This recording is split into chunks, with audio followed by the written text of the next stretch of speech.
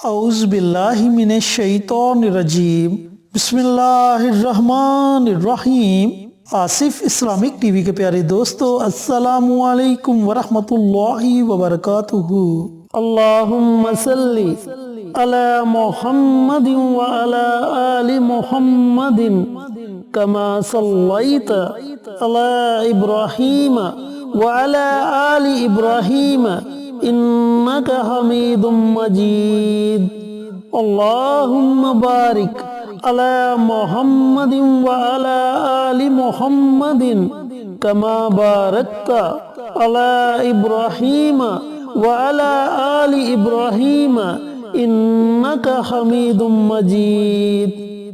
میرے دوستو، میرے بھائیوں، میری بہنوں، آج جمعے کا مبارک دن ہے اور آپ سب کو جمعے کے دن کی بہت بہت مبارک ہو، اور اللہ رب العزت سے دعا گو ہوں کہ اللہ پاک اس مبارک دن کے صدقے آپ کی تمام پریشانیوں کو دور کرے، آپ کی تمام نیک حاجات دلی مراد کو پورا کرے، آپ کی اولاد کو نیک اور فرما بردار بنائے، اور جو لوگ بیمار ہیں، کسی بیماری میں مبتلا ہیں، اللہ تعالیٰ انہیں صحت اور تندرستی والی زندگی عطا کرے، اور اللہ رب العزت کی رحمت ہمیشہ آپ پر موسلادھار بارش کی طرح برستی رہے، آمین۔ میرے دوستو، میرے بھائیوں، میری بہنوں، جمعے کی فضیلت کے بارے میں آپ بخوبی جانتے ہیں کہ یہ دن بڑا ہی مبارک دن ہے، اور اس دن کے بارے میں نبی کریم صلی اللہ علیہ وآلہ وسلم کا فرمان علی شان ہے کہ اس دن اللہ رب العزت نے ایک ایسی گھڑی پوشیدہ رکھ دی جس گھڑی میں اللہ تعالیٰ کی بارگاہ میں جو بھی دعا مانگی جائے، اللہ تعالیٰ اپنے بندے کی دعا کو سنتا ہے اور قبول کرتا ہے۔ تو دوستو، آج میں آپ کے ساتھ جمعہ المبارک کے دن مانگی جانے والی 5 بڑی ہی کمال کی دعائیں شیئر کروں گا، جنہیں پڑھنے کے بعد آپ اللہ رب العزت سے جو بھی مانگیں گے اللہ تعالیٰ آپ کو ضرور عطا کرے گا۔ تو میرے دوستو، میرے بھائیوں، میری بہنوں، اس دن کو آپ نے عام دنوں کی طرح نہیں گزارنا، بلکہ اس دن آپ نے اللہ رب العزت کی خوب عبادت کرنی ہے، جمعہ المبارک کی نماز ادا کرنی ہے، اور اس کے ساتھ جو 5 دعائیں آپ کو بتلاؤں گا ان دعاؤں کو آپ نے لازمی پڑھنا ہے۔ دوستو، ان دعاؤں کو پڑھنے میں آپ کو زیادہ وقت نہیں لگے گا، لیکن ان دعاؤں کے بعد آپ اللہ تعالیٰ سے جو بھی مانگو گے اللہ تعالیٰ آپ کو ضرور عطا کرے گا۔ اور ان دعاؤں کو آپ نے نماز عصر کے بعد سے لے کر اذان مغرب سے پہلے اس درمیانی وقت میں پڑھنا ہے، کیونکہ اس وقت کے بارے میں بہت سے علماء کرام اور بزرگان دین کا کہنا ہے کہ اس وقت میں اللہ رب العزت اپنے بندے کی دعاؤں کو سنتا ہے اور قبول کرتا ہے۔ چینل پر نئے آنے والے دوستوں سے گزارش ہے کہ چینل کو سبسکرائب کر کے ساتھ گھنٹی کے بٹن کو دبا کر آل نوٹیفیکیشن پر کلک کر دیں، تاکہ میری ہر نئی آنے والی ویڈیوز کی اپڈیٹ آپ تک بر وقت پہنچتی رہے۔ جزاک اللہ۔ تو میرے دوستوں، میرے بھائیوں، میری بہنوں، جیسا کہ میں نے آپ کو بتلایا کہ آپ نے 5 دعائیں پڑھنی ہیں، اور ان دعاؤں کو آپ نے نماز عصر کے بعد سے لے کر اذان مغرب سے پہلے اس درمیانی وقت میں پڑھنا ہے۔ اب پڑھنا کیسے ہے، پڑھنے کا طریقہ کار اچھی طرح سن لیں اور سمجھ لیں۔ سب سے پہلے آپ نے نبی کریم صلی اللہ علیہ وآلہ وسلم کی ذات اقدس پر درود و سلام کا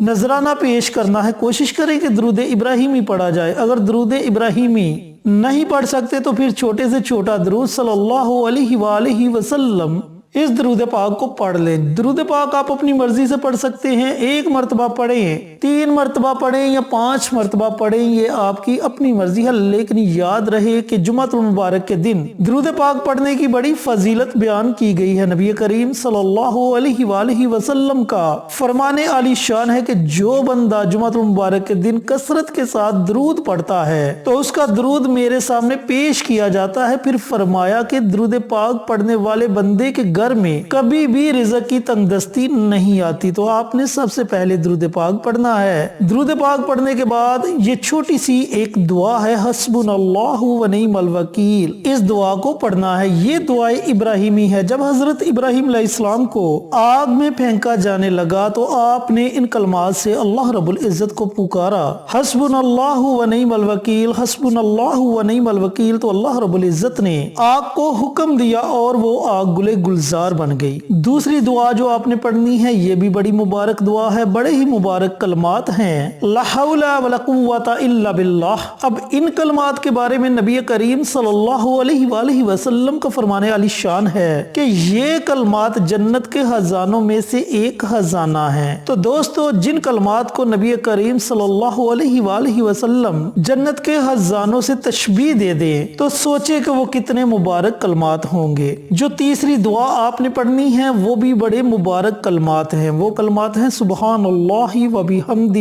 اب ان کلمات کے بارے میں نبی کریم صلی اللہ علیہ وآلہ وسلم کا فرمان علی شان ہے کہ یہ کلمات زبان پر ہلکے وزن میں باری اور اللہ رب العزت کو بڑے محبوب ہیں۔ پھر ایک اور جگہ آپ صلی اللہ علیہ وآلہ وسلم نے فرمایا کہ اگر ساتوں زمین و آسمان کو اکٹھا کر لیا جائے، ایک گولے کی شکل بنا لی جائے اور پھر اس گولے کو ترازو کے ایک پلڑے میں رکھ دیا جائے اور ترازو کے دوسرے پلڑے میں سبحان اللہ و بحمدہ ان کلمات کو رکھ دیا جائے تو جس پلڑے میں یہ کلمات ہوں گے وہ پلڑا باری ہو جائے گا، کیونکہ اللہ رب العزت کا نام ہر چیز پر باری ہوتا ہے۔ تو دوستو جو چوتھی دعا آپ نے پڑھنی ہے وہ بڑی ہی مبارک سورت ہے، چھوٹی سی سورہ مبارکہ ہے، سورت الکوثر۔ یہ قرآن پاک کی سب سے چھوٹی سورت ہے اور یہ سورت بچے کو زبانی یاد ہے۔ اس سورہ مبارکہ میں اللہ رب العزت نے حوضہ کوثر کا ذکر کیا۔ حوضہ کوثر جنت میں ایک نہر کا نام ہے جو اللہ رب العزت نے نبی کریم صلی اللہ علیہ وآلہ وسلم کو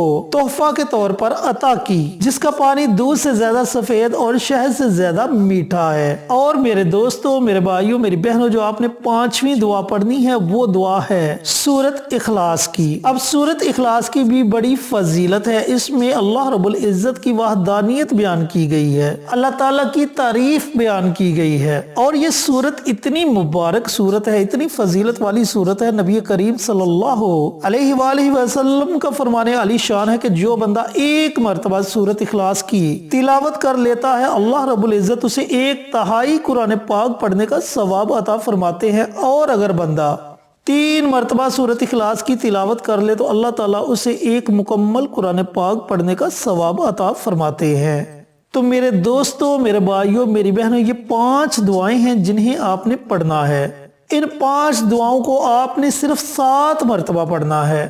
اب اگر چاہیں تو ان کو 7 مرتبہ علیحدہ علیحدہ بھی پڑھ سکتے ہیں اور چاہیں تو ان کو 7 مرتبہ اکٹھا بھی پڑھ سکتے ہیں، یعنی کہ 5 کو اکٹھا پڑھ کر 1 تصور کر لیں، پھر 5 کو اکٹھا پڑھ کر 2 تصور کر لیں۔ اس طریقے سے آپ 7 مرتبہ ان 5 دعاؤں کو پڑھ سکتے ہیں، اور اگر چاہیں تو 5 کو علیحدہ علیحدہ 7 مرتبہ بھی پڑھ سکتے ہیں۔ جب آپ ان دعاؤں کو 7 مرتبہ پڑھ لیں تو آخر میں آپ نے پھر نبی کریم صلی اللہ علیہ وآلہ وسلم کی ذات اقدس پر درود و سلام کا نذرانہ پیش کرنا ہے اور اپنے ہاتھوں کو اللہ تعالیٰ کی بارگاہ میں اٹھا لینا ہے۔ جو بھی آپ کا مقصد ہے، جو بھی آپ کی حاجت ہے، جو بھی آپ کی پریشانی ہے، اس کے لیے اللہ تعالیٰ کی بارگاہ میں خصوصی دعا مانگے۔ رزق کی تنگ دستی ہے تو رزق کی تنگ دستی کو دور کرنے کے لیے دعا مانگے۔ اگر بچے پریشان کر رہے ہیں، نافرمانی کرتے ہیں، تو بچوں کو فرمانبردار بنانے کے لیے دعا مانگے۔